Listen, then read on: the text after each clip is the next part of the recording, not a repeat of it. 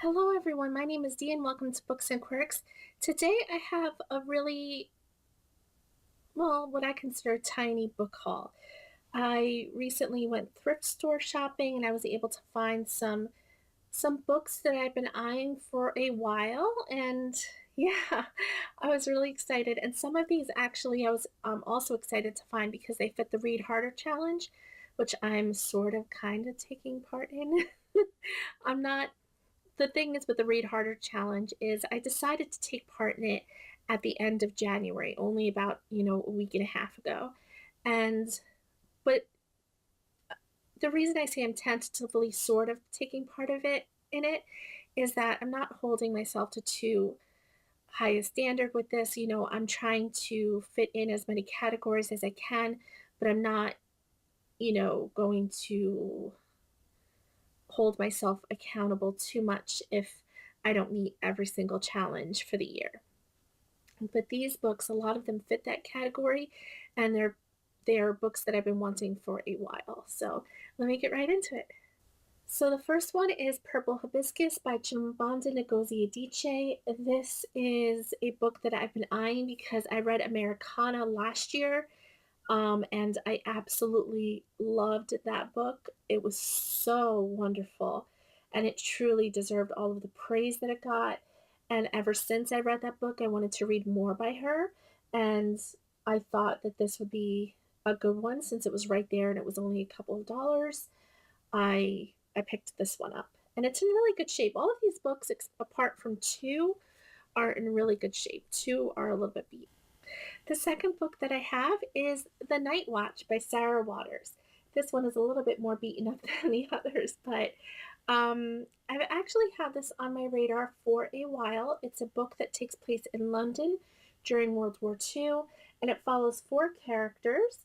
And that's really all I know about it from what it says on the back, that it's just a moving story about, the struggles going on in Britain at that time. I know a lot about the history of America during World War II, of course, but not London. So this one is an exciting find that I plan to read at some point this year. The next book that I have is All Yours by Claudia Pinheiro. All Yours is I don't know what language this originally was in. It's translated. So this author is Argentinian, and it's a translated work, and it's sort of a kind of a murder mystery. It's about this couple, and the wife thinks her husband is cheating, and she witnesses some sort of quarrel where it looks like he might have killed someone.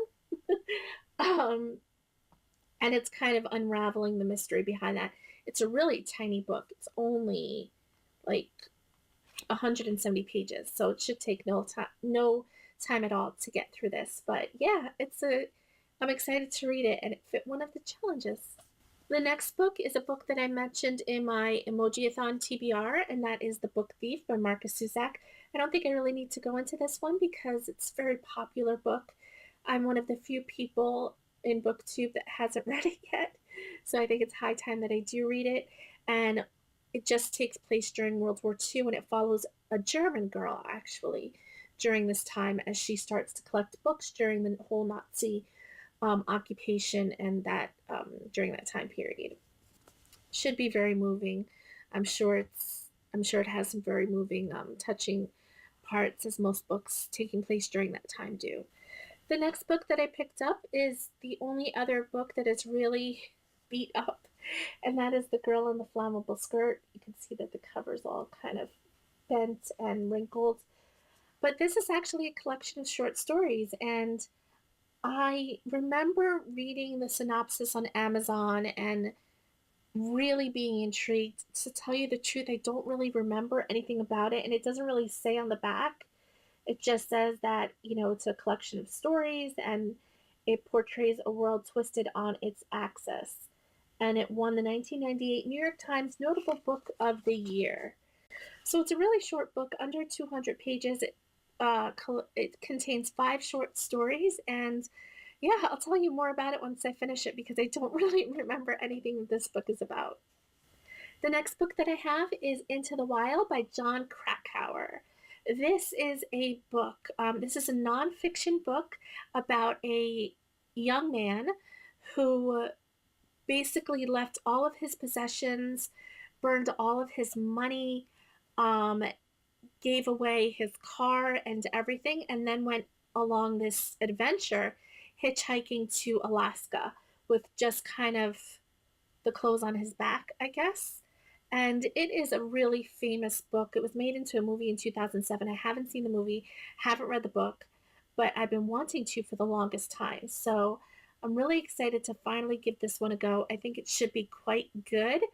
Um, this man is no longer alive, I think, but he used all of his like diaries and not diaries, but like journal entries and things to tell this man's story. So yeah, I'll definitely tell you what I think about this once I finish it because it just seems like a really good read, and it's supposed to be really moving as well. So we'll see what that's all about. The next book that I have is a former library copy, and I bought it at a thrift store, and it's In Cold Blood by Truman Capote. In Cold Blood is a very famous classic 20th century work. Um, I'm sure everyone's heard about this author. All I know is it's a crime story, but I've been seeing it around BookTube, a resurgence of it at least, in the past couple of years. So I definitely wanted to give this one a try. And when I saw it for a couple of dollars, I thought, why not? But yes, this book is definitely one that I'll be reading this year. And the last book that I got is a book that I've been seeing at Barnes and Noble for the longest time, and every time I sort of gravitate towards it, but never buy it. And it is the Book of Unknown Americans. This is not the copy that I see in Barnes and Noble. I mean, this is not the cover that I see in Barnes and Noble. This is a really different color, very, very colorful. Um, this, as you can imagine from the title, is about, coming to the US and immigrating to the US. And it's by Christina Henriquez. And I don't know much about it other than, that it's about, people that are immigrating to the US.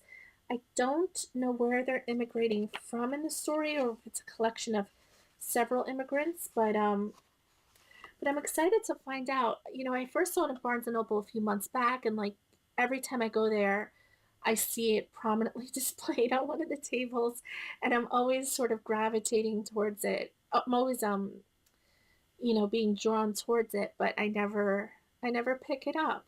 So I finally got it on um at the thrift store for really cheap, and it's really beautiful. I actually prefer this cover. The cover in Barnes and Noble is also a nice cover, but all you see is a young girl. From the back, her hair is braided, and you only see the back of her head basically. This book, I think um, it's just so nice, and you see the Statue of Liberty as the welcoming point on the cover of this. And I really love this copy, and it's in perfect, almost perfect condition. So there you have it. That is my rather small book haul.